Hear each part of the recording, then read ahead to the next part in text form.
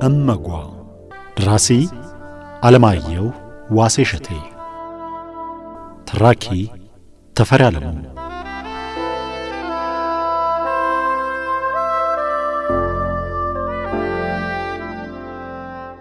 እመጓ ቦሌ ዓለም አቀፍ አውሮፕላን ማረፊያ ስደርስ ከምሽቱ 1 ሰዓት ተኩል ሆኖ ነበር።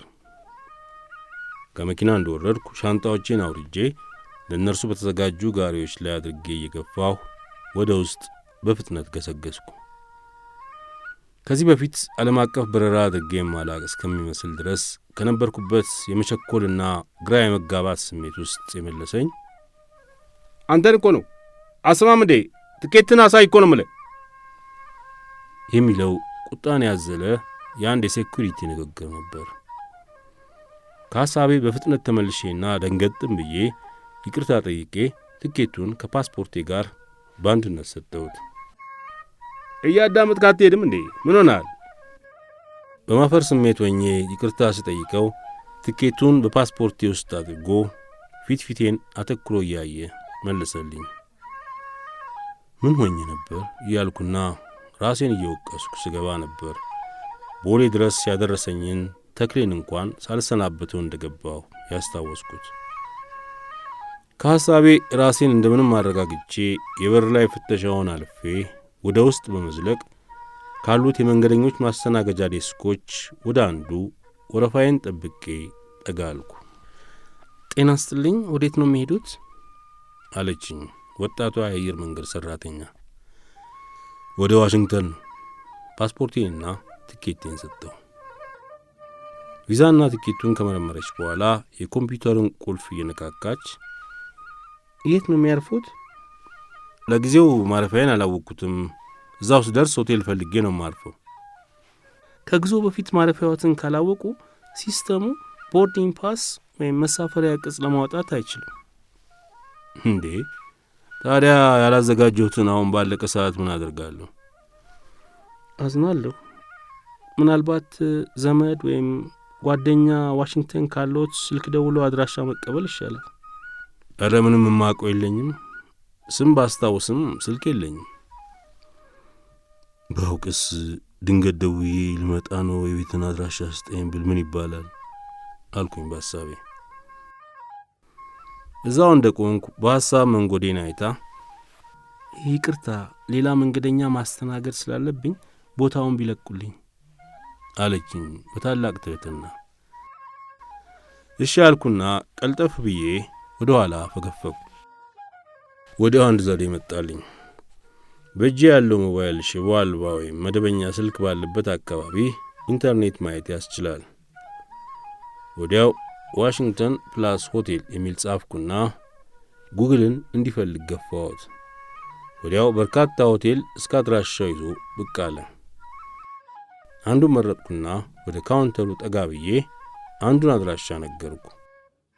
የኮምፒውተሩን ቁልፍ ስታንቋቋ ቆየችና ሻንጣውን እዛ ጋር ያድርጉት አለችኝ። እኔም እንደ ዘንዶ እየተሳበ ከሚሄደው ሸራ መሰል ንጣፍ ላይ አስቀመጥኩ። መልካም በረራ። የመሳፈሪያውን ቅጽ ከጉዞ ሰነዶቼ ጋር መለሰችልኝ።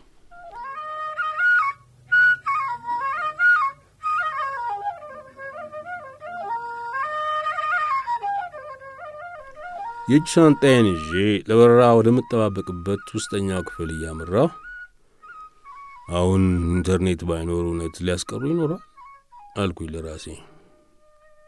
እንዲያው ይህ ኮምፒውተር የሚባል የፍጥነቱን ያክል እጅግ ቀሽም ነው አልኩ አሁንም ለራሴ።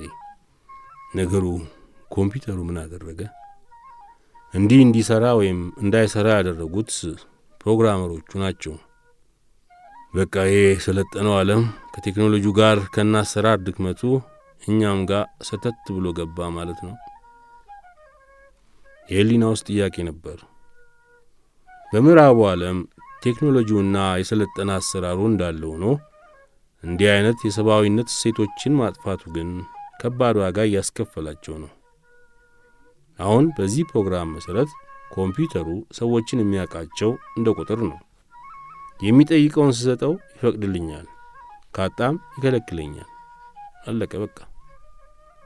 ሰው ቢሆን ወይም ሰብአዊ እሴቶችን ባያጠፋ ኖሮ ግን ሆቴል ቀድሜ ያለመያዜ ብቻ መንገዴን ሊከለክለኝ አይችልም ነበር። እርሷስ እንዴት ደውለ ጠይቅ ትለኛለች። የእጅ ሻንጣዬን እየጎተትኩ አመስግና ከሸኘችኝ አስተናጋጅ ጋር በሐሳቤ ሙግት ገጠምኩ። ለምን በሌላ መንገድ አድራሻውን ለመሙላትና ለመርዳት አላሰበችም?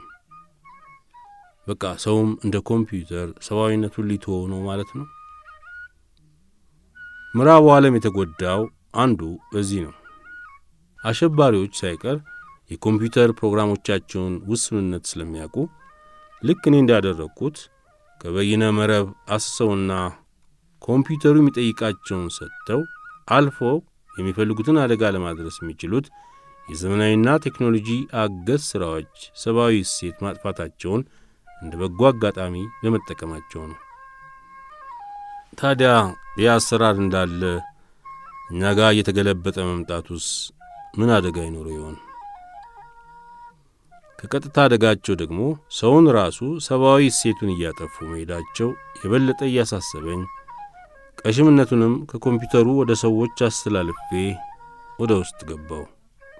የውስጠኛውን ፍተሻ አልፌ ወደ መቆያ ኮሪደሩ እንደደረስኩ የመሳፈሪያ ጊዜያችን ደርሶ ስለነበር ግቡ ተባል። ጉዞ የተጀመረው በሰዓቱ ነበር። የኢትዮጵያ አየር መንገድ ቦይንግ 767 አውሮፕላን አኮብኩቦ ሲነሳ ምንም መንገጫገጭ ሳያሰማ እንደ ነብር ብድግ ብሎ እንደ ንስር መሰስ አለ።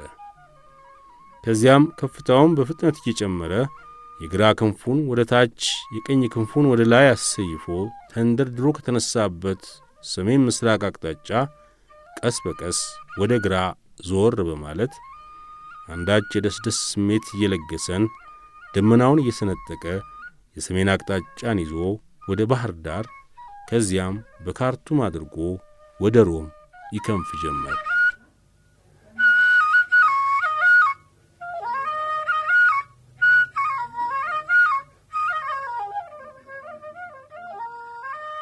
ወደ ተለያዩ አገሮች በብዙ አየር መንገዶች ተጉዣለሁ።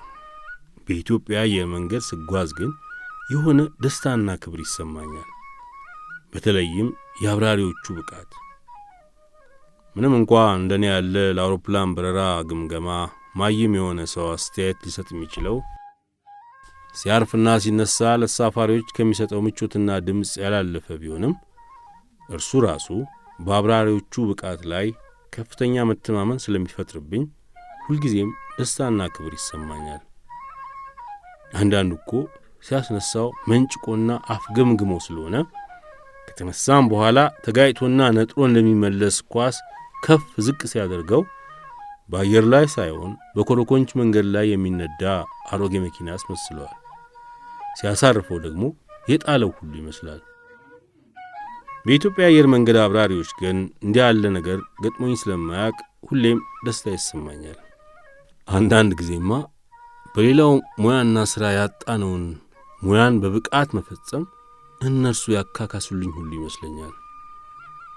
በተለይ ከሰለጠነው ዓለም ጋር ተናበውና በዚያው መጠን የሚያስቡና የሚሰሩ የተለያዩ ባለሙያዎች በግለሰብ ደረጃ ቢኖሩም በተቋም ደረጃ ሠራተኛውን ሁሉ በዚህ አግባብ የሚቀርጽና ሀገራዊ መልክ ያለው ሊታይና አርአያ ሊሆን የሚችል ተቋም የሌለንና የእኛ አገር አሰራር ሊሻሻል እንደማይችል ለሚከራከሩኝ አንዳንድ ምዕራባውያን ጓደኞቼ ሁልጊዜም ማሳያዬ ይኸው አንድ ለእናቱ የኢትዮጵያ አየር መንገድ ነው።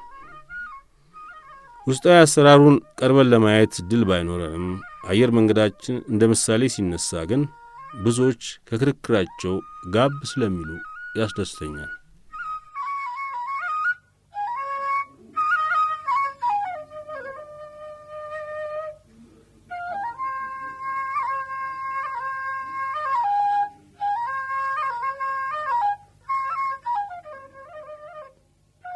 ረጅም የአውሮፕላን ጉዞ ሳደርግ በተቻለኝ መጠን ዘና ለማለት እሞክራለሁ። እንደ እውነቱ ከሆነ በጣም ዘና የምልበት አጋጣሚ ቢኖር የአውሮፕላን ጉዞ ላይ ነው። ፊልም አለው፣ መጠጥ ጠጣለሁ። ምናልባትም ዘና ብዬ ሰው በተሰበሰበበት ቦታ አልኮል መጠጥ የምጠጣበት ቦታ ቢኖር በአውሮፕላን ጉዞ ላይ ነው። የአሁኑ ጉዞ ግን ሐሳብ በማውጣትና በማውረድ እንቆቅልሽ ለመፍታት በመታገል የተሞላ ስለሆነ ጉዞዬ እንደ ሁል ጊዜው አስደሳች አልሆነልኝም። የምግብና የመጠጥ ፍላጎቴም ጭምር የተዘጋ ነበር። ፊልም ለማየት መጽሐፍ ለማንበብም ሞክር አሰልች ሆነብኝ። ከግራ ጎኔ በኩል የተቀመጠች ኢትዮጵያዊት ወጣት ዲቪ ደርሷት ለኑሮ ወደ አሜሪካ የምትጓዝ ስለነበረች ከእርሷ ጋር ለማውራት ሞከርኩ። የእርሷን የደስታ ስሜት፣ የሕልም እንጀራና ተስፋ ሳዳምጥ ደግሞ አቤት ሰው መሆን ያለው ፈተና አልኩ። ሰው እንጀራ፣ ፍትህ ወይም ሰላም ፍለጋ ሀገሩን ጥሎ ቢሰደድ አያስገርምም። ነገር ግን ሰው እንዴት የትውልድ ሀገሩን ጥሎ ሲሰደድ ያን ያክል ይፈነድቃል? ብቻ ዕድለኛ መሆኗን እየሰበከችልኝ በደስታ ስትቃዥ ከእርሷም ጋር ለመነጋገር ያደረግኩት ሙከራ ጭራሽ ያቅለሸልሽኝ ጀመር።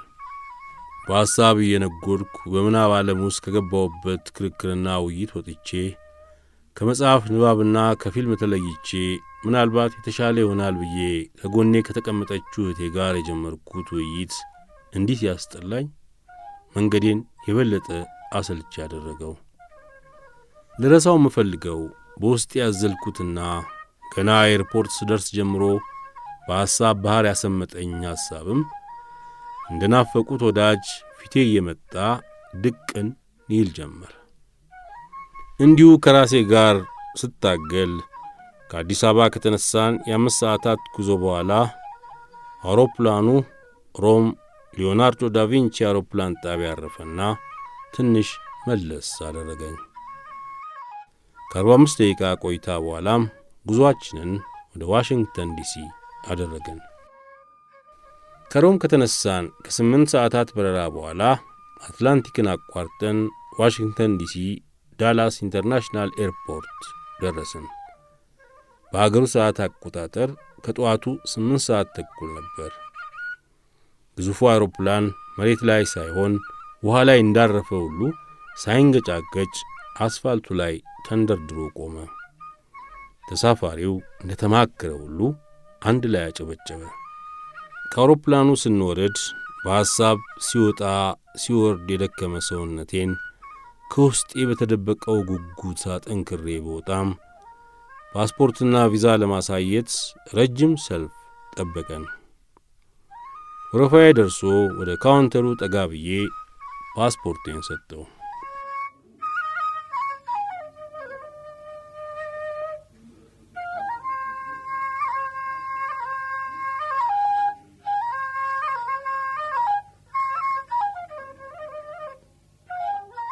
አድማጮቻችን ትረካው አላበቃም።